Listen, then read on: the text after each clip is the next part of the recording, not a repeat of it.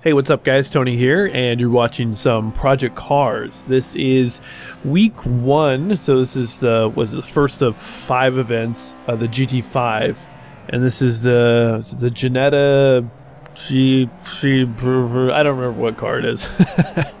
But it's a GT5 car. So this is basically the car that you can start racing after you run. I mean, Project Cars allows you to pick whatever series you want to run, but if you do like a progression like I'm doing, it was the Clio Cup, and then it's this car, and then after that I'll probably keep going. Like I'll run GT5, GT4, GT3, GT2, GT1. That's kind of what I'm thinking I'll do, and more than likely maybe I'll just go back to like GT1, GT3, maybe GT4. I'm not entirely sure, but I guess whatever I end up really liking, then I'll just kind of stick to that. But the one thing I want to do is keep at this. I want to say that in my last video, the last iRacing video that I did, and I sort of discussed the hard time that I'm going through right now. I really appreciate that, like all the feedback you guys gave me.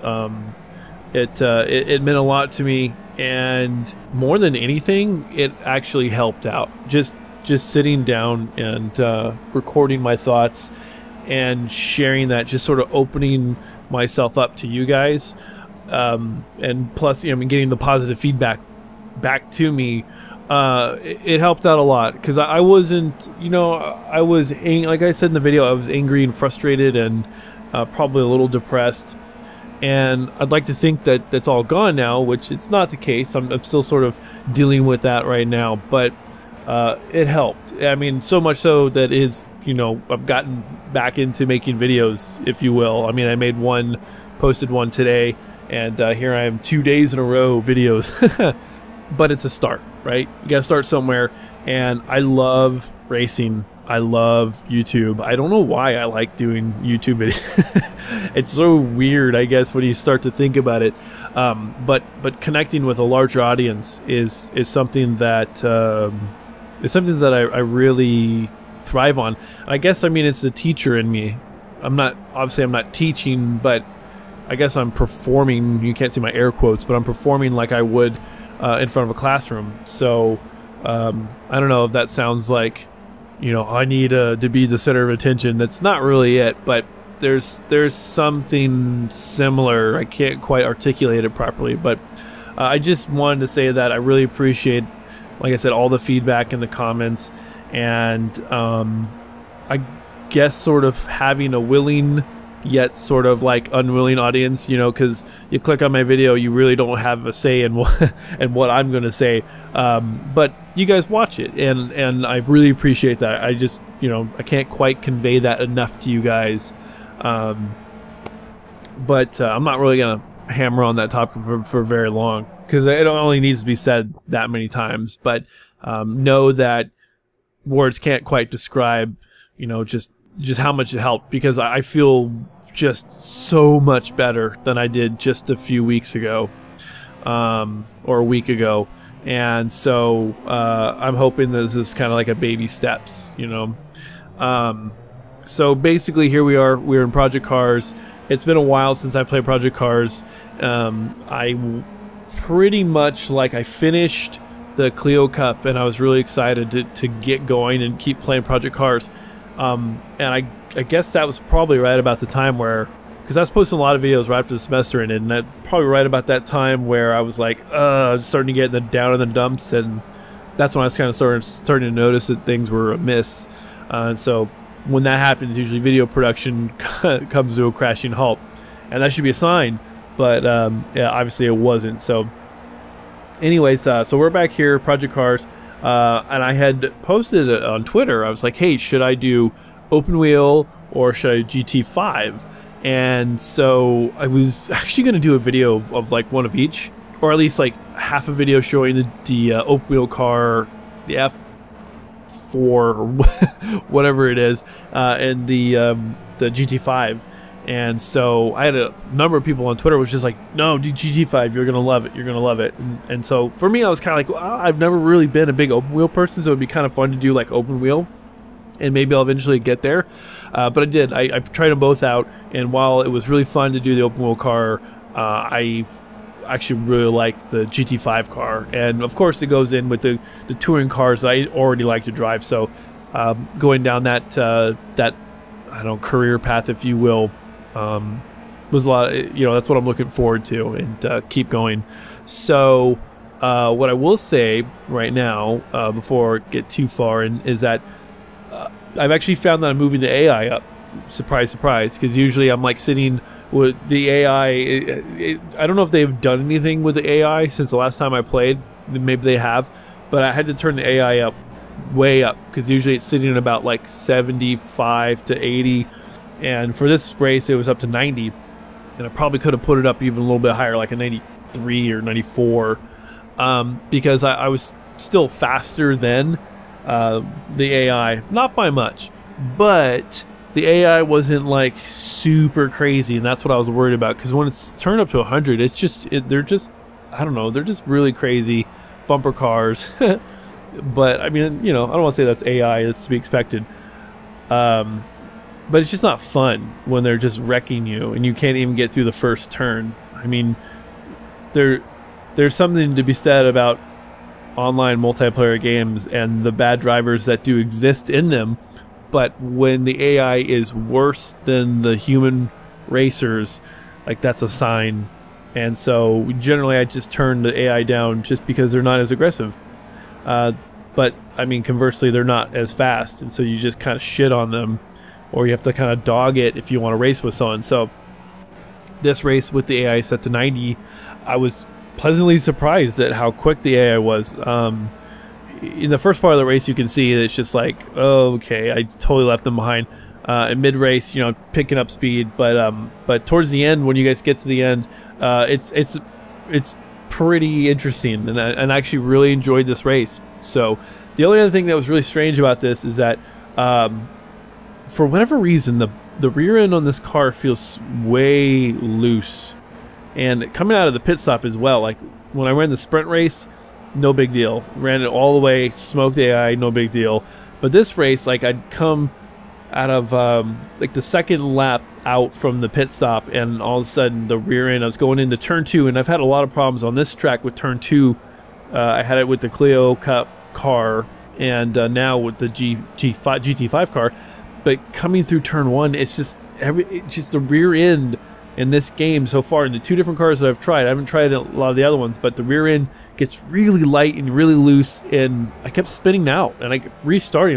I got really frustrated. I actually rage quit. I rage quit. I was like, fuck this. Beep. All F4. I don't need this right now. But I came back, and it had a handful of good races. The only thing is that I won a race previous to this one. So what happened was I saved the replay, and I recorded the replay, and I wanted to do like I do with iRacing, do a car and out an exterior view. And I accidentally, instead of hit continue, I hit exit, so it didn't save it. So I've raced this race like freaking 4 times tonight, and so which is good, because it had been a few days since I had practiced and raced the first sprint race, so I was a little out of practice. Anyways, it helped out. It was for the best, because I actually had a pretty solid, I feel like I had a pretty solid run. So this is a track, actually, Oulton Park is a track that I initially hated in iRacing, and then I've grown to love it, and then now I really adore this track.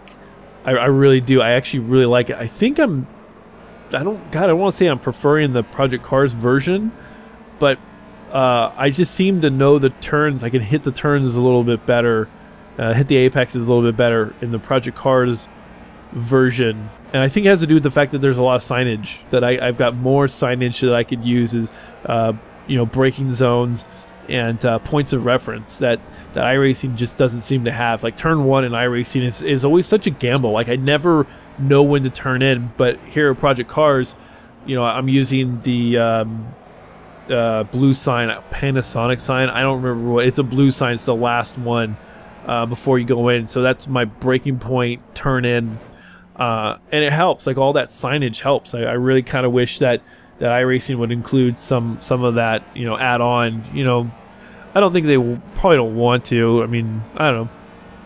For me, it helps. I don't know about you. Let me know in the comment section. Like if you do like iRacing or maybe a Assetto Corsa or another sim, like R Factor or Stock Car Extreme, and then you say like look at Project Cars, and you're like, are there things about Project Cars that you like? And I like the signage. I actually really do. I like his. I like the fact that it's destructible too. That always always makes it nice when you go barreling through it. So the one thing I really wish that Project Cars would have is a V8 supercar. And I see everyone posting the Stock Car Extreme, the Super V8, and I'm kind of jealous. I really want to get my hands, you know, on the wheel or behind the wheel of that car. And but I don't have it. So I know you have to have it, and you have to, I don't know, donate $25 or whatever the hell it is.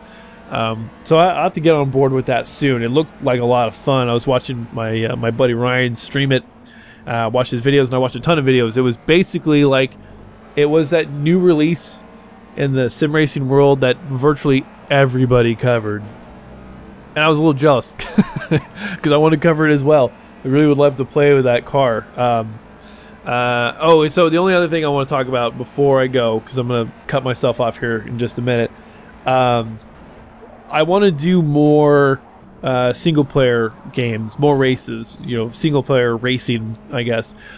For me, I don't know about you, if you're ever sort of like an emotional funk, for me, I found myself sort of retreating from a multiplayer experience to more of a single-player experience. So, you know, I started playing some MMORPGs that I haven't played in a long time. So I picked up, I have it, but I started playing again DC Universe Online, and the nerd side's coming out like right now, so be warned. So DC Universe Online, I started playing that, created a new character, and I've just been kind of obsessed with getting that character leveled up. And then I started playing Star Trek Online again, and that's a game that it's funny because I really enjoy the ship-to-ship combat. I love Star Trek too. Like it's such a good sci-fi franchise. And don't get me wrong, I like Star Wars, but I'm just more of a Trek fan than a Star Wars fan. But Star Trek Online, the ship-to-ship combat is amazing. I love it. It's addictive. The ground combat leaves something to be desired. So I always find myself kind of like, you have to go fly somewhere, you know, fight a space battle and then go down to the ground, and you're just like, But anyways, pulling back from that tangent, I find myself sort of going to these single-player experiences that I could just kind of have on my own, and that's just what I do. And you know, when I get out of my emotional funk here, hopefully not too long from now, when school starts, I know school for me is a big distraction. Distracts me from the problems that I have here at the house, and you know, having to deal with my grandmother all day every day like I am during the summertime. So when school kicks up and I'm back to teaching, and I'm, you know, back to working on my own stuff, then I know a lot of it will go away.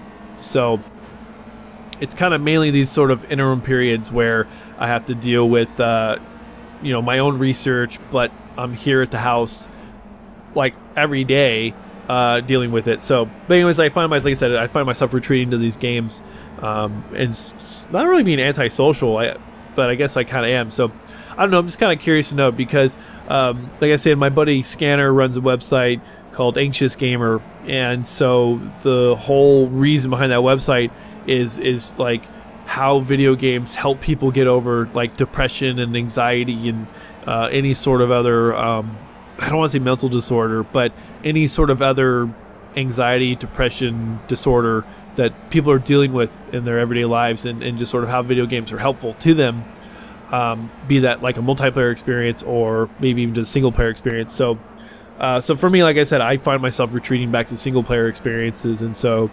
that's what I'm going to want to share with you guys right now. I want to make sure that I'm remaining open. I don't want to get close off again. I don't want to sort of bottling up the things that are going on. So I guess if you guys want to know anything, let me know in the comment section, and I'll be happy to answer questions, or maybe if you guys want to hear stories. I've got I've got plenty of stories after living here, and so if you're interested, let me know, and I'm more than willing to record them and put it out there, because eventually I'm going to hopefully write a book. I want to write at least a couple of books about this experience, and so it wouldn't be a bad idea to sit down and just kind of start to I don't know, just work those stories out now. So like I said, in the comment section, let me know if you're interested. If not, no big deal. I could always just save them for my book. So I'm gonna go ahead and sign out here, but again, I just want to say, like before, I really appreciate all the feedback that I got in that last video. It did mean a lot. It still does. So I feel, like I said, I feel a whole bunch better than I did before I recorded that video. And so like a lot of you said, just sort of talking about it is the first step, and just kind of being open, that is a good first step. And so I do feel tons better. It's amazing. It's just not the entire weight, but just a little bit of the weight has been lifted off my shoulders. And so, like I said, again and again and again, and I will say again and again and again, I really appreciate it. So as always, guys, thanks for watching, thanks for subscribing, and I shall talk to you guys later.